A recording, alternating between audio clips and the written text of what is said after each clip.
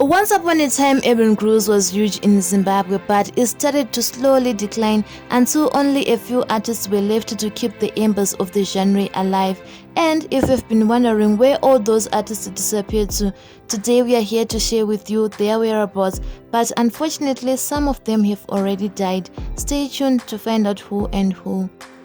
Starting off the list with Roy and Royce Gomo, the duo of twins who made it big in the musical industry with their 2002 12-track album titled Gogo, which contained instant hits like Handirege and Ndochema.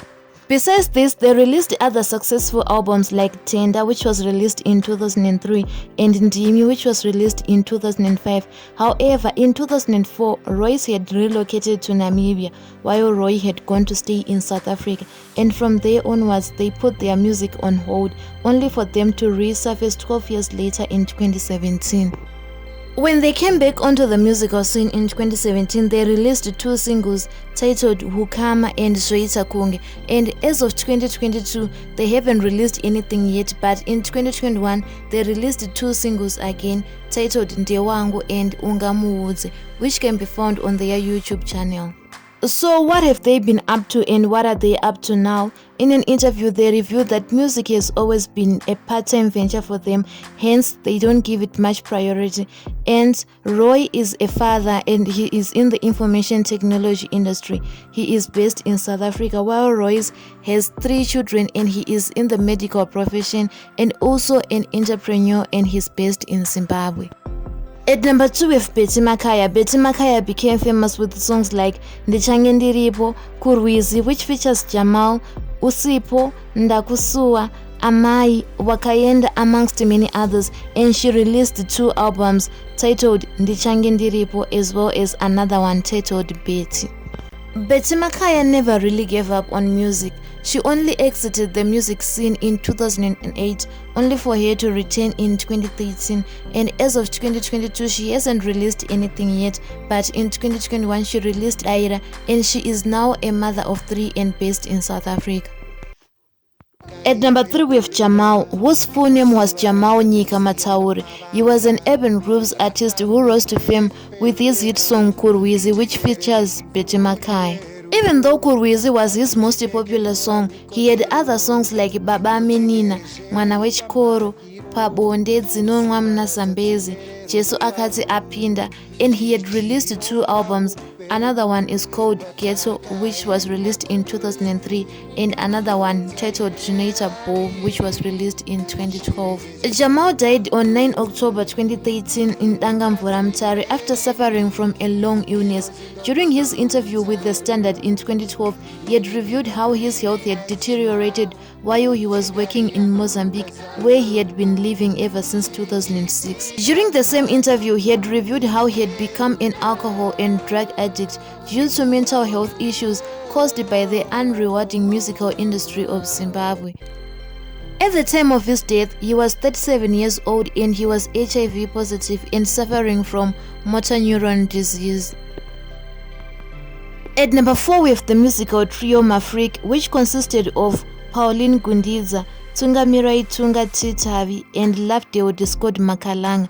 The group disbanded in 2010. Since the group separated, the now solo artists have been doing fairly okay. Pauline in 2017 reunited with Rocky on a track titled Chifunyise, and in 2018 she was at the forefront of fighting gender-based violence through music, and in 2021 she released a song titled Ndakakumirira, and in 2022 she released another single which features T Gonzi titled Zvandinoshuwira. On the other hand, Lovedale Discord Makalanga abandoned the whole Urban Grooves thing and took on a Zim dancehall route, and in 2018 he released an album titled Zim Dancehall Muring, an album which featured artists like Soldier Love. Tungamirai Tunga Titavi is the one who caused the disbandment of the group, as he had left the group citing that he wanted to pursue a career in designing and gospel music. However, on a happy note, the group decided to come back together again and be one unity in 2020, and as of 2022, they are still together as a group. At number 5 with Prudence KATOMENI Mbofana, who was the lead vocalist for the group Jazz Invitation, and she stayed with the group as a lead vocalist for many years until 2011 when she decided to pursue a solo career. She made the group famous with songs like BP and Ruarangu. In 2011, after launching her career as a solo artist, she released her first ever album called Prudence, and it contained hit songs like Babava Boy and Stronger, which received fair airplay on the airwaves of Zimbabwe.